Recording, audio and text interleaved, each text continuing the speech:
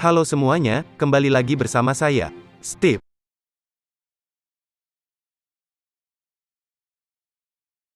Kisah akan berfokus pada seorang pemuda tampan dan cerdas bernama Frank William Abagnale Jr. Ini wajahnya. Frank bersama kedua orang tuanya, ada bapak dan ibu. Mereka bertiga sedang menghadiri sebuah acara penghargaan untuk klub semacam kumpulan orang-orang penting yang sukses, di mana bapaknya Frank mendapat medali kehormatan atas dedikasinya menjadi bagian dari orang sukses yang sejahtera.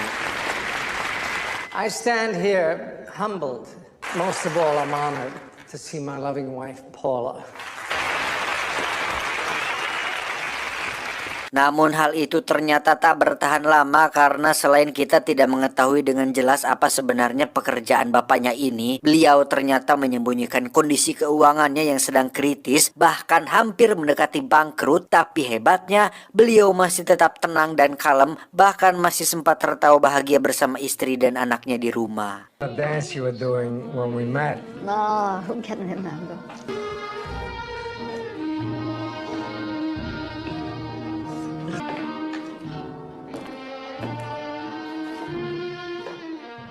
Suatu hari Frank pun diajak bapak keluar rumah dan diminta untuk memakai seragam layaknya supir pribadi. Namun karena dia tidak memiliki seragam seperti itu, si bapak pun pergi ke sebuah butik untuk meminjam sebuah jas hitam yang nantinya akan dikenakan oleh si Frank ini. Sir, we don't open for half an hour. What's your name, ma'am?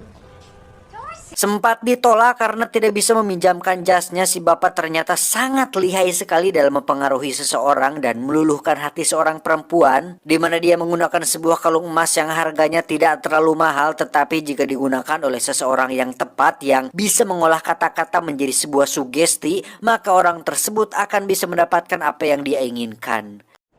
Must have slipped right off your neck. Dan yang menarik adalah si bapak ternyata berniat meminjam uang ke bank dengan cara terlihat seperti seseorang yang kaya raya dengan turun dari mobil yang dibawa oleh supir yang padahal itu adalah Frank anaknya sendiri. Sehingga sang manajer bank pun langsung membukakan pintu masuk yang hal itu akan memperbesar peluang si bapak untuk bisa mendapatkan pinjaman dalam jumlah yang cukup besar.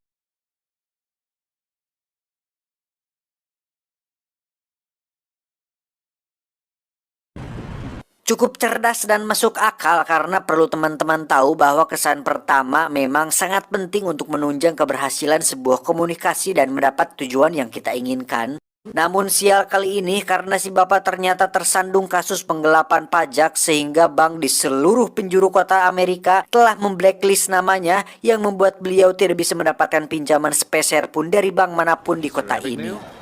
We don't usually loan money to people who have unresolved business with the IRS. Alhasil dengan kondisi si bapak yang sudah benar-benar bangkrut, beliau pun terpaksa harus menjual mobil kesayangannya, bahkan harus pindah ke sebuah apartemen sederhana untuk tetap bisa bertahan hidup. Tepat di hari ulang tahunnya, Frank pun dihadiahi sebuah kertas cek rekening bank atas namanya sendiri, yang walaupun si bapak sudah bangkrut, dia tetap tidak ingin terlihat susah yang nantinya akan membuat Frank anaknya merasakan perasaan yang susah juga, yang pada intinya si bapak ingin mengajarkan anaknya tentang sebuah pola pikir bahwa dalam kondisi apapun kita harus tetap berpikir positif dan jangan pernah merasa susah, kesulitan atau merasa miskin, karena ingat, apapun yang Anda pikirkan itulah yang akan Anda dapatkan, seperti law of attraction, hukum tarik menarik. To the moon. To the moon. Singkat cerita, Frank pun diantar mamah ke sekolah barunya dengan tetap mengenakan jas yang biasa digunakan di sekolah lamanya, sehingga hal itu memancing beberapa murid pembuli untuk mengganggu di hari pertamanya. Dengan kecerdasan dan karisma yang diturunkan oleh bapaknya, Frank pun dengan kerennya mengaku sebagai guru pengganti yang akan mengajar di kelas, di mana si murid pembuli yang mengganggunya tadi pun langsung tak berkutik ketika disuruh untuk maju dan membaca buku pelajaran. Take your seats. Front of the class here and read conversation number 5. Seminggu setelah Frank berperan menjadi guru pengganti, bapak dan ibu pun dipanggil kepala sekolah untuk memberitahukan hal itu kepada mereka berdua, yang mana si bapak hanya tersenyum dengan kelakuan anaknya yang bagi beliau hal tersebut bukanlah masalah yang besar. You see the problem we have.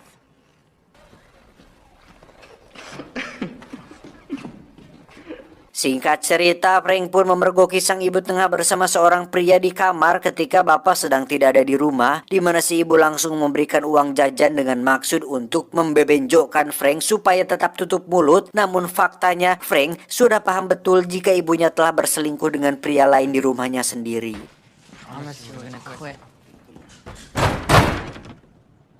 Tak berselang lama sejak kejadian itu, si bapak dan si ibu pun memutuskan untuk bercerai karena sudah merasa tidak cocok, apalagi dengan kelakuan si ibu yang selingkuh, membuat Frank harus menandatangani sebuah surat hak asuh dan memilih untuk tinggal dengan siapa. Maman, c'est pas le moment. Your father and I are getting a divorce. Jelas hal ini membuat Frank terkejut karena merasa bahwa keluarganya baik-baik saja, apalagi si bapak dan si ibu sama sekali tidak pernah bertengkar di rumah, sehingga Frank memutuskan untuk kabur dan naik kereta menggunakan cek yang waktu itu dibuatkan oleh ayahnya. It's gonna be okay. Dad, what name? Frank. Namun yang terjadi, dia malah bermasalah dengan pihak kereta yang membuatnya harus diusir karena memberikan cek yang tidak valid, sehingga Frank akhirnya pergi ke kota dan menginap di sebuah motel untuk sementara waktu. Saat itulah Frank iseng merubah tanggal lahirnya menjadi 10 tahun lebih tua, juga memanipulasi keterangan lain pada kertas ceknya yang akhirnya membuat Frank mendapatkan beberapa dolar dari hasil keisengannya tersebut.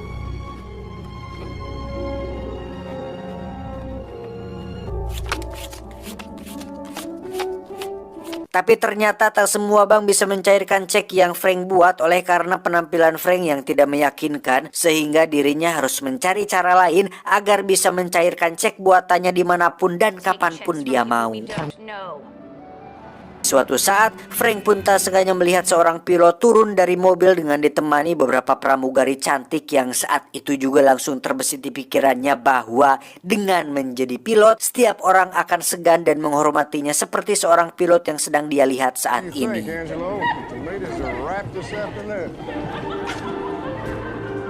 Dengan mendatangi maskapai Pan American Airways dan mengaku sebagai siswa SMA yang sering menulis artikel untuk sekolah, Frank pun mewawancari seorang staf dengan menanyakan segala sesuatu tentang penerbangan, termasuk hal-hal detail mengenai perpilotan, yang intinya Frank mencoba mencari tahu apa saja yang dibutuhkan untuk menjadi seorang pilot. The only way to get one of those is become a real live pilot. What does it Pan mean American when one Airways. pilot Hello, I'm calling about a uniform. The other one is their FAA license. How'd you feel if you lost your uniform first week on the job?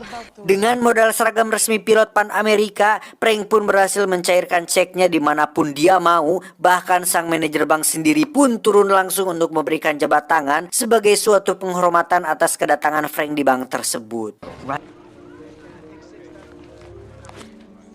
Excuse me.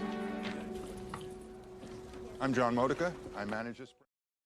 Dari situ kreativitas Frank pun semakin meningkat dengan tidak lagi menggunakan kertas cek yang diberikan bapaknya, melainkan membuat cek sendiri dengan mengetiknya sendiri, lantas mencomot logo Pan Amerika dari sebuah merchandise pesawat mainan untuk digunakan sebagai watermark logo pada kertas cek buatannya tersebut.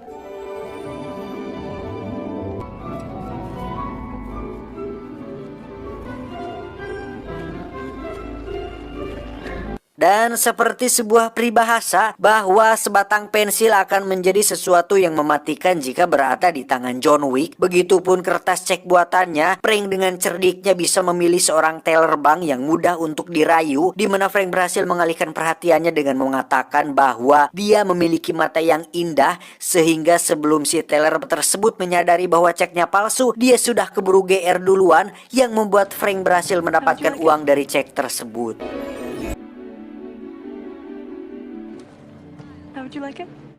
Ketika Frank ingin mencoba mencairkan ceknya di bandara, secara kebetulan Frank dianggap sebagai pilot yang akan menumpang untuk terbang ke Miami, dan tanpa banyak pikir Frank pun langsung menjawab ya, sehingga untuk pertama kalinya dia naik pesawat dan duduk tepat di kokpit bersama dengan pilot dan co-pilot sungguhan.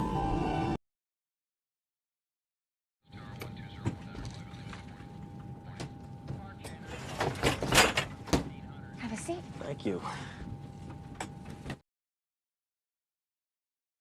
You're up. Berbulan-bulan Frank menikmati cek palsu buatannya. Saat itulah kita akan diperkenalkan dengan seorang agen FBI bernama Carl Hanratty. Ini orangnya, di mana cek palsu yang dibuat oleh Frank ternyata sudah ketahuan oleh sebagian besar bank di Amerika, sehingga pihak FBI terutama Carl merasa harus turun tangan untuk mengusut kasus ini dan mengungkap siapakah dalang di balik pembuatan cek palsu tersebut.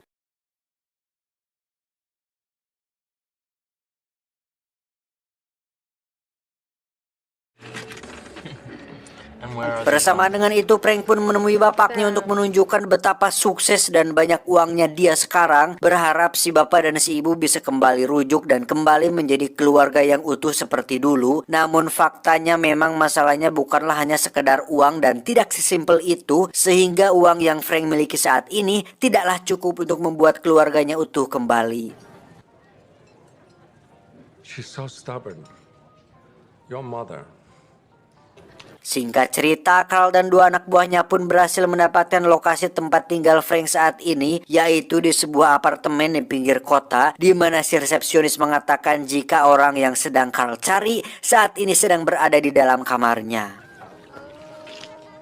201. Sontak hal itu membuat Carl langsung gurung-gusu mendatangi kamarnya dan menyuruh kedua anaknya untuk menjaga di luar. Di mana saat Carl masuk ke kamarnya, di situ ada Frank yang dengan santainya mengaku sebagai seseorang dari dinas rahasia pemerintah bernama Barry Allen yang juga sedang mencari si pelaku pembuat cek palsu tersebut. You're late, all right? My name's Allen, Barry Allen, United States Secret Service. Your boy just tried to jump out the window. Come on. Frank pun memberikan dompetnya supaya Carl bisa memeriksa sendiri identitasnya. Namun sebelum Carl sempat membukanya, Frank pun dengan cepat mengalihkan perhatian Carl dengan menunjukkan seorang pria rapi dan kakek tua di luar. Di mana Frank mengatakan bahwa yang di luar itu adalah rekan dinas rahasianya bersama seorang saksi yang akan dibawa ke kantor untuk diinterogasi mengenai ciri-ciri pelaku pembuat cek palsu. Di sini lagi-lagi kita akan diperlihatkan betapa piawainya seorang Frank William Bagnell, di mana dia begitu lihainya mampu menipu seorang agen FBI profesional, bahkan bisa lolos dan pergi membawa semua barang bukti sebelum Carl membuka dan menyadari apa isi dompet yang diberikannya tadi.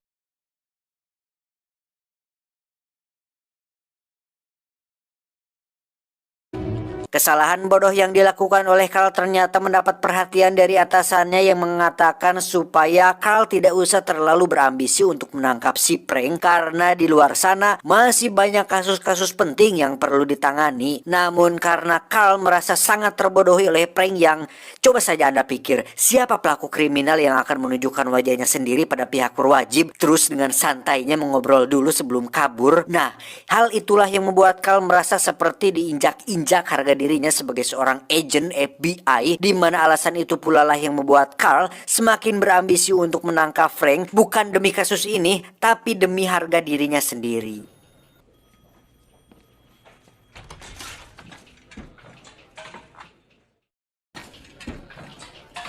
Frank sendiri kembali menyamar sebagai murid SMA untuk mendapatkan informasi lain mengenai perpilotan, di mana si staf kali ini tidak mood untuk diwawancara akibat sedang dipusingkan oleh berita tentang seorang pilot pemalsu cek yang meresahkan maskapai penerbangan di seluruh Amerika Serikat. Di koran itu ditulis bahwa si pelaku disebut sebagai penjahat udara yang mendapat julukan sebagai James Bond-nya angkasa.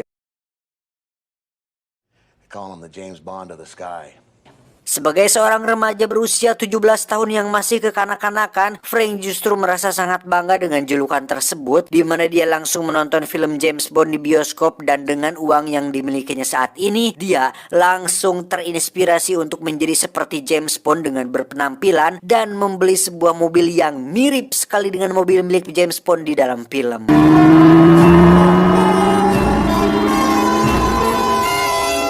Tepat saat malam Natal, Carl terlihat masih sibuk sendirian mencari petunjuk tentang Frank, di mana dia langsung dikejutkan dengan telepon dari Frank sendiri yang mengucapkan selamat Natal serta meminta maaf atas kejadian yang terjadi di apartemen tempo hari.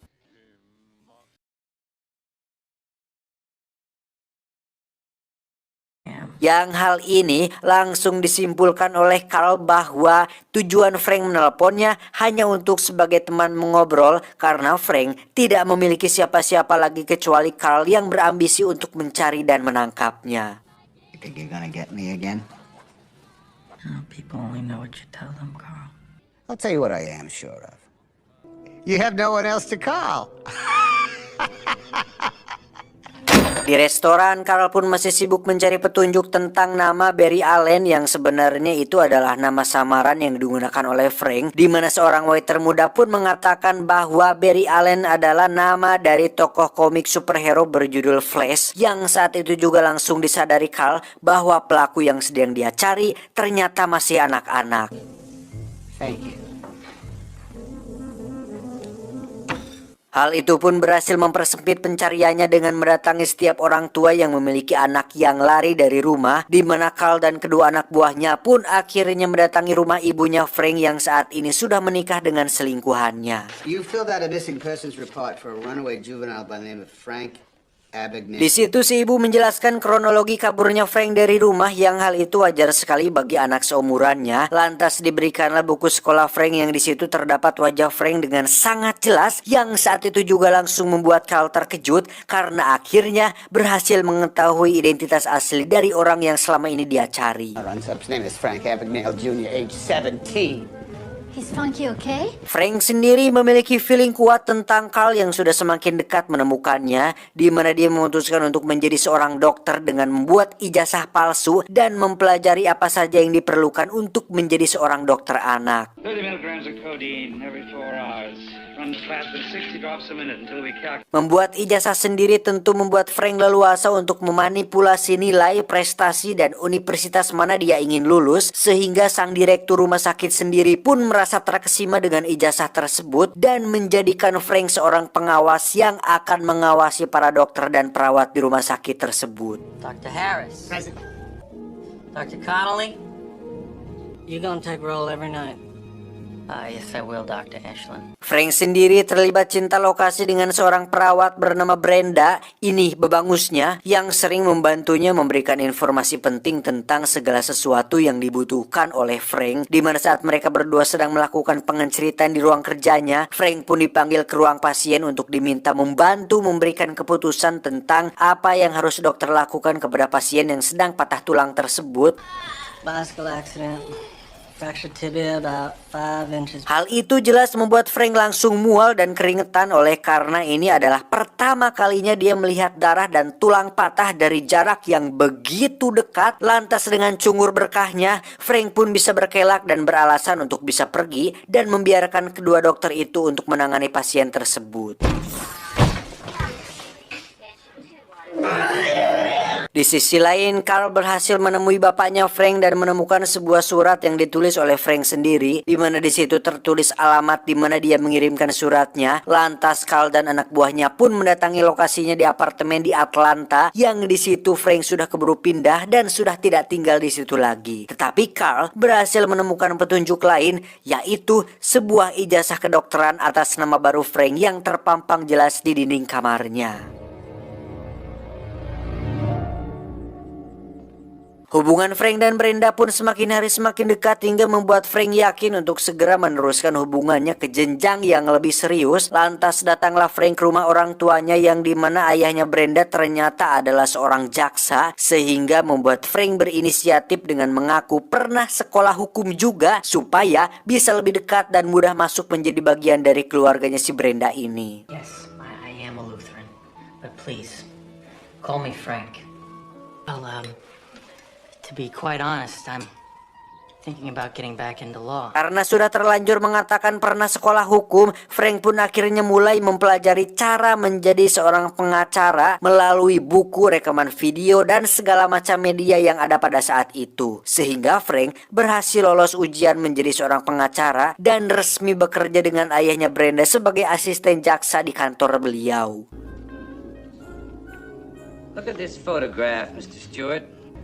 This is irrefutable evidence that the defendant is in fact lying. Did. Congratulations. Thank Thank you, sir. Welcome aboard. Frank pun kembali menemui bapaknya untuk memberitahu bahwa dirinya sebentar lagi akan menikah, di mana dia telah resmi menjadi seorang asisten jaksa yang memiliki masa depan yang cerah, sehingga Frank yakin jika dirinya bisa mengembalikan kondisi keluarganya seperti dulu.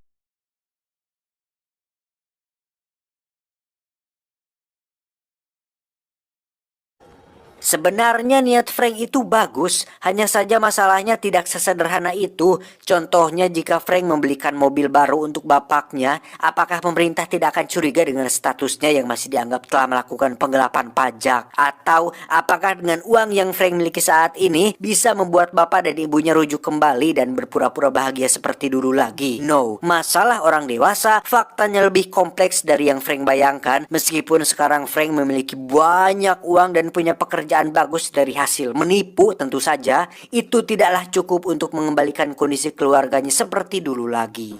Where you going tonight? Someplace exotic? Where you going tonight? Frank pun menghubungi Carl untuk memintanya agar berhenti mengejarnya karena selain dirinya akan stop melakukan penipuan, Frank juga akan menikahi Brenda, sehingga Carl diharapkan bisa memahami situasi tersebut dan tak lagi berambisi untuk mendapatkannya. I'm getting close, huh? You're scared because I'm getting... Stop chasing me.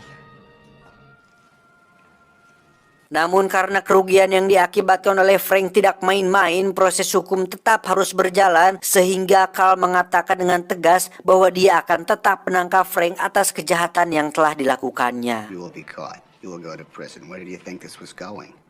Merry Christmas, huh?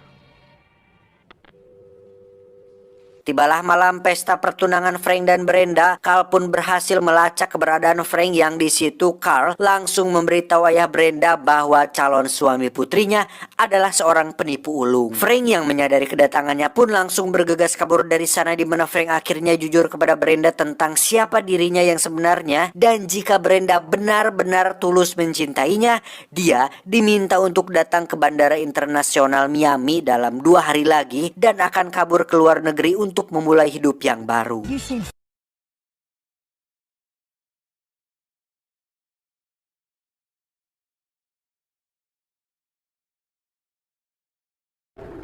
Tapi saat hari H tiba, Frank akhirnya menyadari bahwa Brenda sedang dalam pengawasan FBI, yang dengan kata lain, Brenda tidak benar-benar ingin memulai hidup baru yang membuat Frank berhenti mencintainya.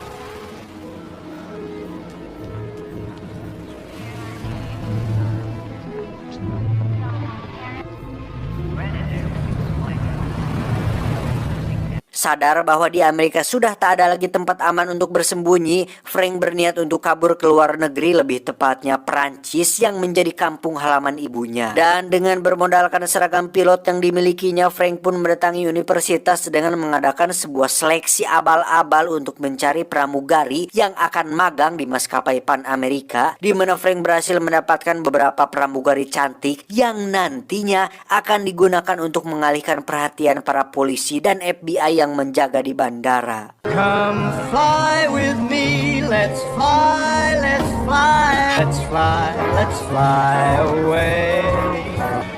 Come fly with me, let's take off. Come fly with me, let's float down high. Tanpa ada satu orang pun yang menyadari keberadaan Frank, Carl justru dihubungi oleh anak buahnya bahwa ada seseorang yang mencurigakan dalam sebuah mobil taksi, yang setelah didatangi ternyata itu hanyalah seorang supir yang dibayar untuk memakai pakaian seperti pilot dan menjemput seseorang bernama Henretti, plesetan dari nama Carl sendiri, yakni Carl Henretti. Berbulan-bulan Frank di sana membuat Carl semakin kesulitan untuk menangkapnya, terlebih lagi atasannya meminta agar Carl sudahi saja mengurusi kasusnya. Namun Carl justru menemukan petunjuk baru dari kertas cek baru hasil penipuannya, di mana Carl mendatangi sebuah percetakan terbesar di Amerika yang mengatakan bahwa kertas cek tersebut tidak dibuat di Amerika dan hanya Spanyol, Jerman, dan Prancis sajalah terdapat alat yang bisa mencetak tinta yang ada pada kertas cek tersebut. Where was it printed?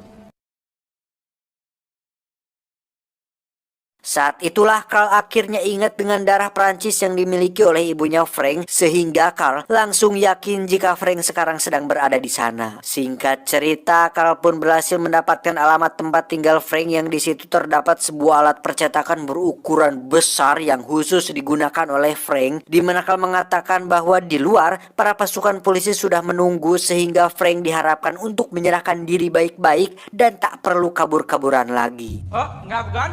You have a gun? No gun? No. No gun. Yes. No, there is no problem. We're coming out right now. You here. It's me and you, so you're gonna have to catch me. Frank! Pada momen ini kita akan diperlihatkan kedekatan antara Frank dan Carl yang meskipun mereka berdua terlibat kejar-kejaran seperti anjing dan ucing alias catch me if you can atau tangkap aku kalau bisa, faktanya Carl dan Frank tak sengaja memiliki ikatan hubungan yang tidak sekedar polisi dan pelaku kejahatan, melainkan mengetahui tentang kehidupan masing-masing yang membuat mereka berdua merasa percaya satu sama lain.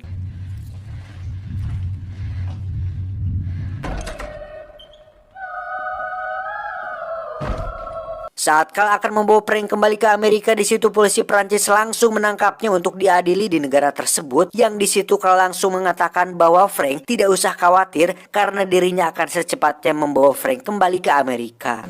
Let me in the car. Let me in the car.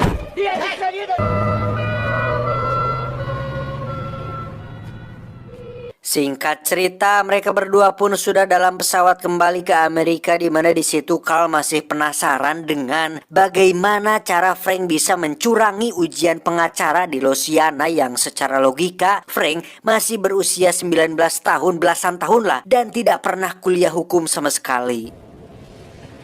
You may have that at Claren, I'll tell you. Frank pun mengatakan bahwa dia akan menjawab pertanyaan tersebut asalkan Carl mau membagi roti coklatnya. Namun karena tak ingin dianggap bodoh dan dianggap tidak mampu untuk mencari tahu, Carl pun memakan roti coklatnya dan akan mencari tahu sendiri bagaimana Frank curang dalam ujian pengacara tersebut.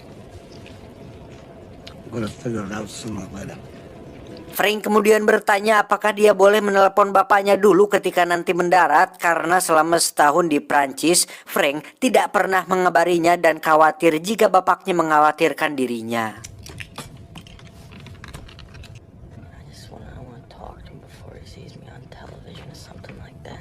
Hal itu sontak membuat Carl terdiam sejenak oleh karena si bapak ternyata sudah meninggal dunia akibat mengalami patah tulang leher ketika terjatuh di tangga, di mana hal itu sangat-sangat membuat Frank terkejut karena dibandingkan ibunya dan orang lain, sosok bapak sangat amat begitu berarti baginya dan hanya bapaklah satu-satunya orang yang bisa memahami Frank dan menyayanginya dengan sepenuh hati. And he broke his neck. I'm sorry. Carl, who are you to say something like that, huh? Frank pun izin ke kamar mandi untuk muntah dan menangis atas kehilangan sosok bapak, di mana hal itu diizinkan oleh Carl yang masih memiliki hati nurani sebagai seorang ayah. Namun ternyata Frank lagi-lagi berhasil mewaduli si Carl dengan kabur melalui celah kloset dan bertengger di atas kaki roda pesawat, yang lantas dia turun dari sana ketika pesawat masih melakukan proses pendaratan.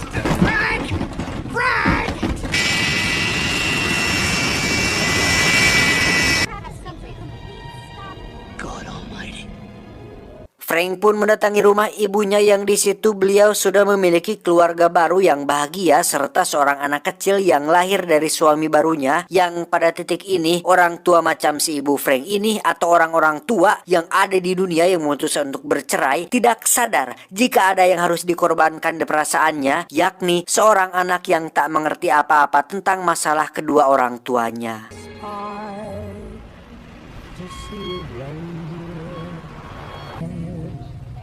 Many times, many ways, took kids from one to latitude.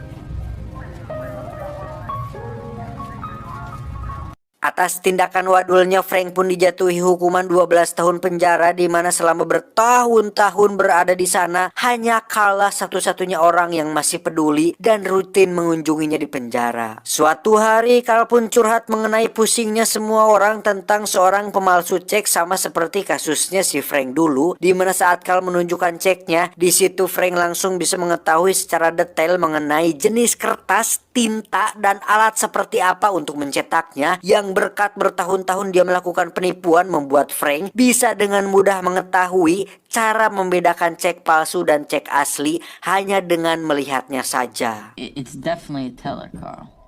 I mean, banks, they always use hand stamps for that. Thanks. Saat itulah Carl memiliki sebuah ide brilian dengan mengajak atasannya untuk melihat potensi yang dimiliki oleh si Frank ini, di mana beliau memberikan sebuah kesempatan supaya Frank bisa bebas asalkan dia mau bekerja dengan unit kejahatan uang FBI dan bekerja sama dengan mereka selama masa hukumannya habis. Frank, we have the power to take you out of prison. Under whose custody? Berbulan-bulan bekerja di kantor FBI membuat Frank merasa jenuh, terlebih lagi Carl selalu sibuk saja dengan pekerjaannya tanpa bisa menemaninya, yang padahal sekarang hanya Carl lah satu-satunya orang yang Frank miliki, di mana sepeninggalan bapaknya, Frank sudah menganggap Carl seperti ayah sendiri baginya.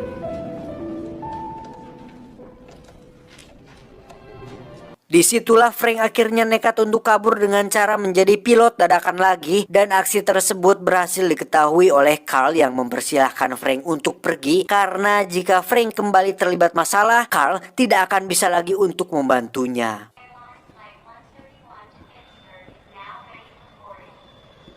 Tak ingin menyia-nyiakan kesempatan yang telah diberikan kepadanya, Frank kali ini berhasil mengalahkan egonya sendiri dengan kembali ke kantor, di mana di situ Carl lagi-lagi masih penasaran dengan bertanya mengenai bagaimana cara curang Frank bisa lulus ujian pengacara, sedangkan dirinya saja masih usia belasan dan belum pernah kuliah hukum sama sekali. I didn't cheat. Dan kali ini Frank akhirnya menjawab jujur bahwa saat itu dia belajar selama 2 minggu penuh dan lulus dengan nilai terbaik, yang hal ini akhirnya membuktikan sebuah fakta menarik bahwasannya Frank memiliki IQ tinggi dan kecerdasan di atas rata-rata manusia normal pada umumnya. Smart. Guess all we have to do now is catch him. Ini adalah foto Frank William Abagnale asli, lahir pada tanggal 27 April tahun 1948. Karir penipuannya dimulai saat usianya masih 16 tahun dan berakhir sebelum usianya 21 tahun. Tamat, ending yang cukup mengabagnelkan.